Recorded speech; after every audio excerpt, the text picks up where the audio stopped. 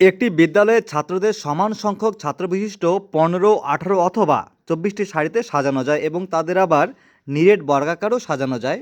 ওই বিদ্যালয়ে কমপক্ষে কতজন ছাত্র আছে তার নির্ণয় করো। Option A 4000, 900, B 2500, C 3600, D 6400। অঙ্কটি একবার বোঝো। দেখো, যতগুলো স্টুডেন্ট আছে তাদের সবাইকে দিয়ে সমান সংখ্যক 15টা লাইনও করা যাবে, 18টা লাইনও করা যাবে, আবার 24টি লাইনও করা যাবে।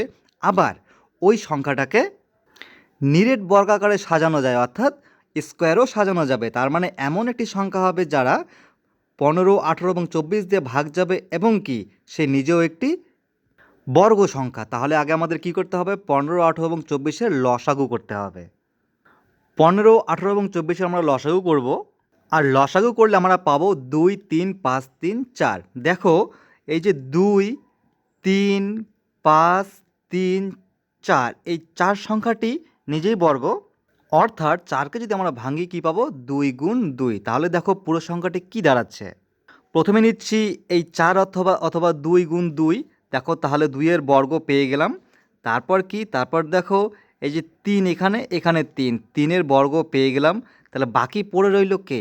বাকি পড়ে রইল এই 2 এবং 5, যাদের বর্গ অর্থাৎ কোনো জোড়া নেই, 2 এবং 5। এই জন্য আমাদের এখন নিতে হবে বর্গ, সবগুলো সংখ্যায় বর্গ করার জন্য এই 2-এর জন্য একটা 2 নিতে হবে এবং এই 5-এর জন্য একটা 5 নিতে হবে। তাহলে হয়ে গেল 2-এর বর্গ, 3-এর বর্গ, 2-এর বর্গ এবং 5-এর বর্গ। এবং আমরা যদি গুণ করি, আমাদের গুণফল হবে 3600, অর্থাৎ 3600। আমাদের প্রধান কাজ হচ্ছে সংখ্যাগুলি লসাগু করার পর দেখতে হবে কোন সংখ্যাটির জোড়া নেই, সেই সংখ্যাটি আমাদের নিতে হবে। নেবার পর সবগুলো গুণ করলে যা আসবে সেটাই হবে আমাদের রেজাল্ট, অর্থাৎ উত্তর। তাহলে 3600, এখানে 3600 অপশান সিতে রয়েছে, অপশান সি উত্তর হবে।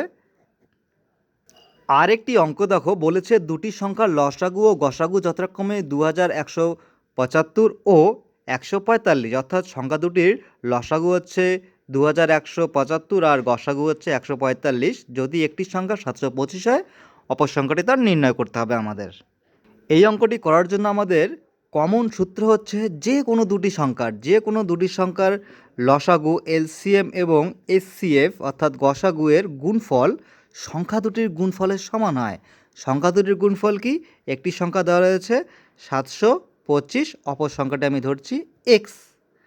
তাহলে এখান থেকে আমি অপর সংখ্যাটি এক্স কীভাবে বের করব? দেখো, ডিরেক্ট এক্স ইকুয়াল লসাগু কত? লসাগু হচ্ছে 2175 এবং গসাগু কত? গসাগু হচ্ছে 145, আর এই 724 সংখ্যাটি থাকবে নিচে। এবার দেখো, 724 নয়, 725 সংখ্যাটি থাকবে নিচে। এবার দেখো, এই 725কে আমরা ডিরেক্ট যদি এটাকে কাটি 725 দিয়ে, তাহলে আমাদের পড়ে থাকবে 3, কারণ 3 25 75, 3 7 21, 3। এবার এই 3 দিয়ে 145কে আমাদের গুণ করতে হবে। দেখো, 3 5 15, 5 হাতে থাকলো কত? হাতে থাকলো হচ্ছে 1, 3 14 42, আর 1 কত? 43। এই যে 435, এই সংখ্যাটি হবে উত্তর আমাদের। অপশান 435, অপশান সি এ রয়েছে 435।